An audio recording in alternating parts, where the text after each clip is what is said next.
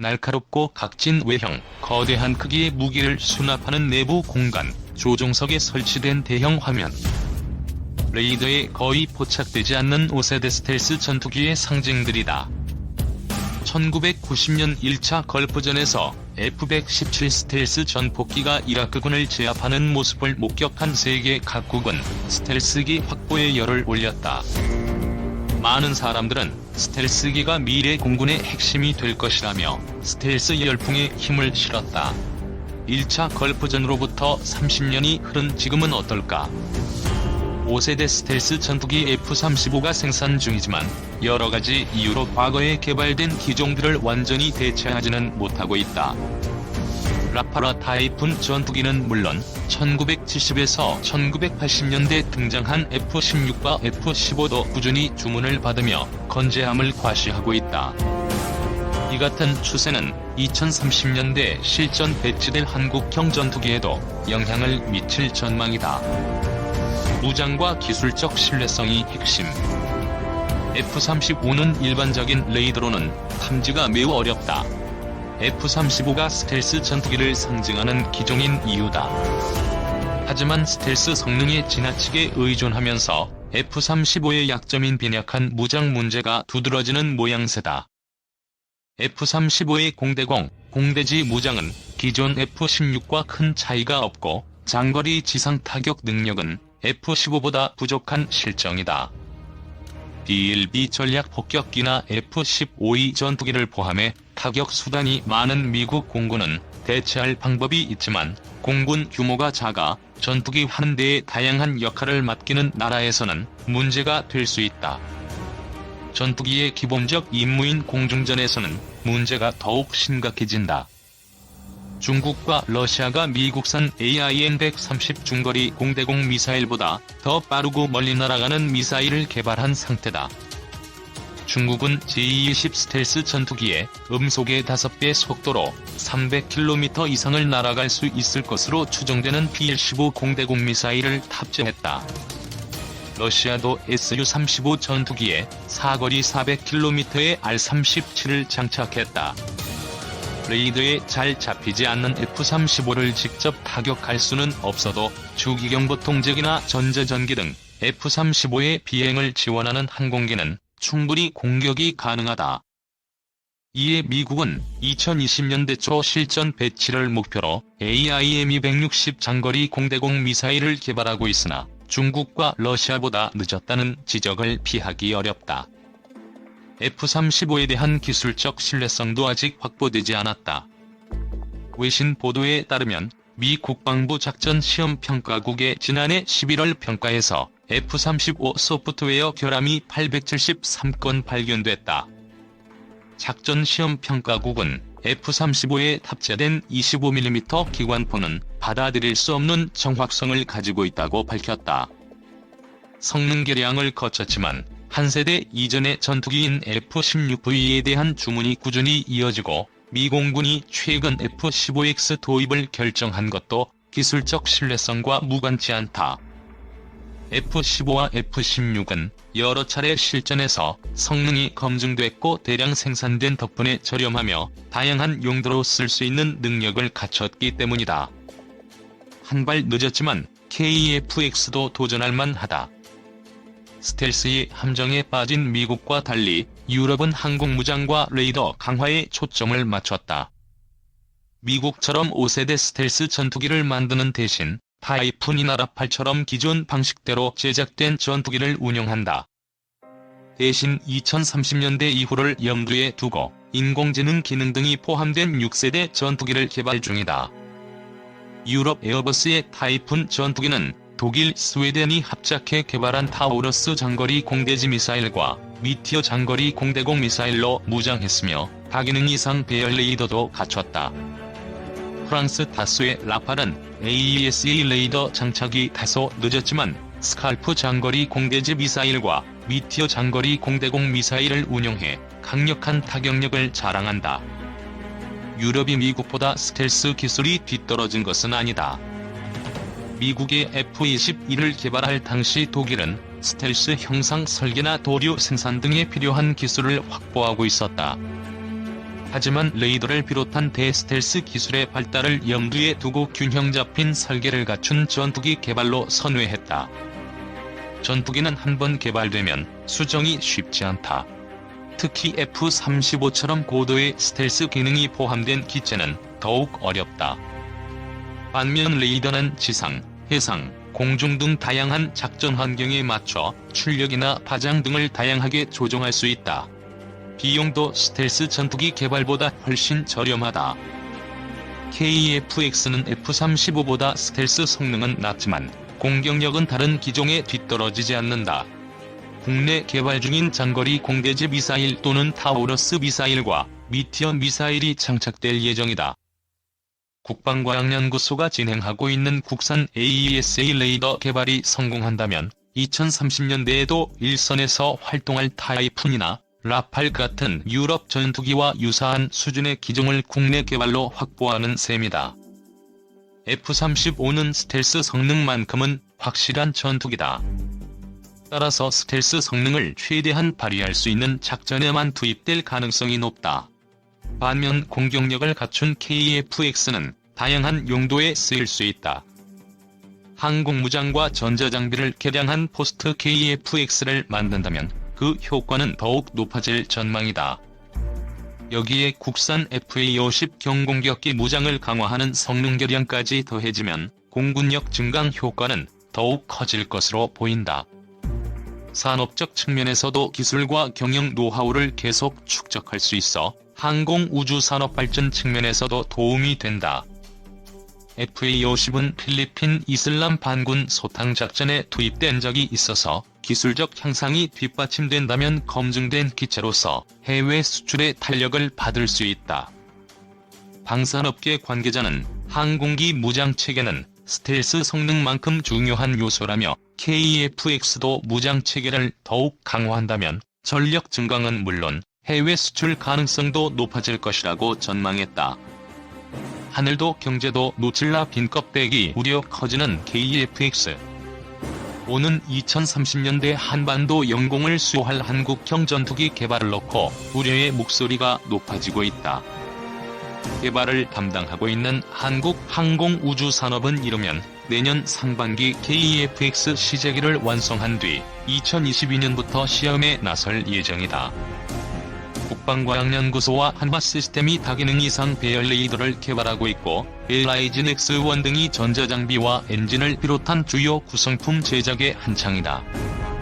카이는 개발되거나 해외에서 구매한 장비들을 한데 모아 KF-X를 만들게 된다. 하지만 일각에서는 KF-X의 성능이 J-20, F-3 등 주변국 차세대 전투기나 유럽에서 개발 중인 6세대 전투기와 차별화된 부분을 찾아보기 어렵다고 지적한다. F-35의 스텔스 전투기와 F-16 전투기가 서방 측 시장을 장악할 가능성이 높은 상황에서 KF-X가 전투력도 수출 경쟁력도 뒤처지는 존재로 전락할 수 있다는 우려가 제기되는 대목이다. 눈에 띄는 무장이 없다. KF-X 개발 관리를 담당하는 방위사업청과 공군은 KF-X 개발이 본격화된 2015년을 전후로 미국제 무장 장착을 지속적으로 추진해왔다.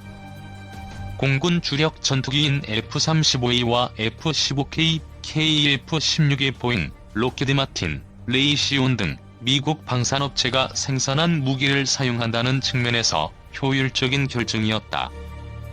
하지만 미국 정부의 무장 장착을 위한 체계 통합 기술 수출 승인 지연으로 암남과 사이드와 인더를 비롯한 주요 무장의 체계 통합을 KF-X 개발 기간에 진행하기는 쉽지 않다는 평가가 많았다. 이에 따라 KF-X에는 우선 영국 MBDA의 미티어와 독일제 AIM-2000 공대공 미사일을 장착, 체계 개발과 시험 등을 진행하게 된다. 군 당국은 이와 별도로 KF-X의 미국제 무장을 조기에 사용하는 방안을 추진하고 있으나 여의치 않은 것으로 알려졌다. 더 큰 문제는 KF-X 장착이 거론되는 무장들이 뚜렷한 특징을 갖추지 못하는 데 있다. 암남과 사이드와 인더, 합동정밀 직격탄을 비롯한 주요 항공무장은 F-35A나 F-15K에서도 쓰이고 있다. 전투기가 공중전에서 제 성능을 발휘하려면 첨단 항공무장이 필수다.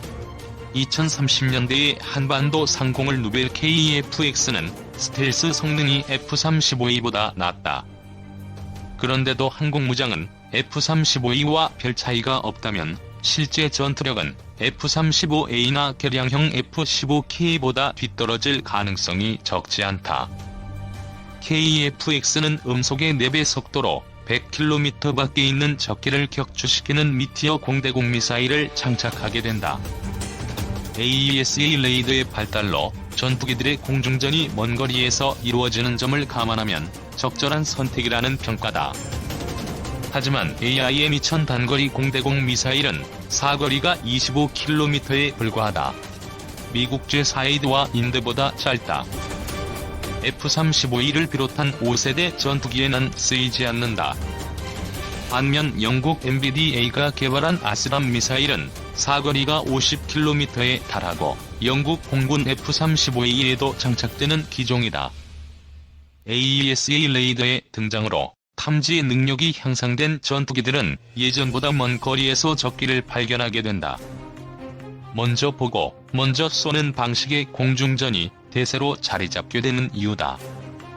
AIM-2000보다 사거리가 2배 정도 긴 아스람은 KF-X의 공중전 능력 향상에 큰 도움이 될 것이라는 평가다. 차별화된 요소 부각해야 생존.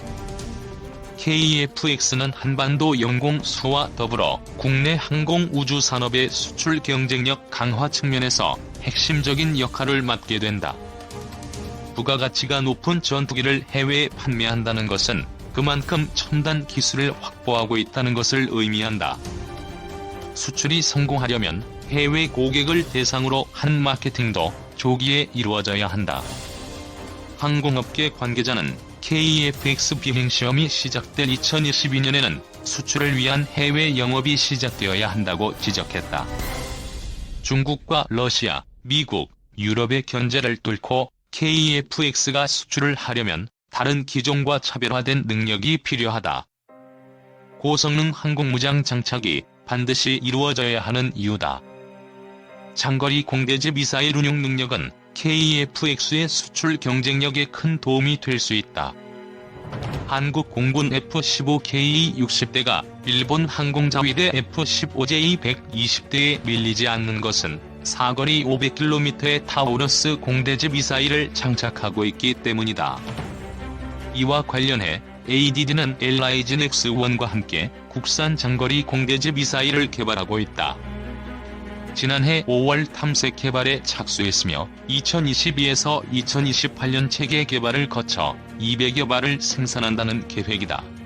총 사업비는 8,100억 원에 달한다. 문제는 국산 장거리 공대지 미사일의 KF-X 장착이 불투명하다는 점이다. 우선 개발 기간이 지나치게 낙관적이다. 타우러스는 스톰 섀도우 장거리 공대지 미사일 개발 경험을 갖춘 영국 MBDA와 스웨덴 사부의 합작으로 개발됐다. 미사일 개발 및 전투기 체계 통합 노하우가 풍부한 두 기업이 힘을 합쳤지만 실제 개발까지는 7에서 8년이 걸렸다.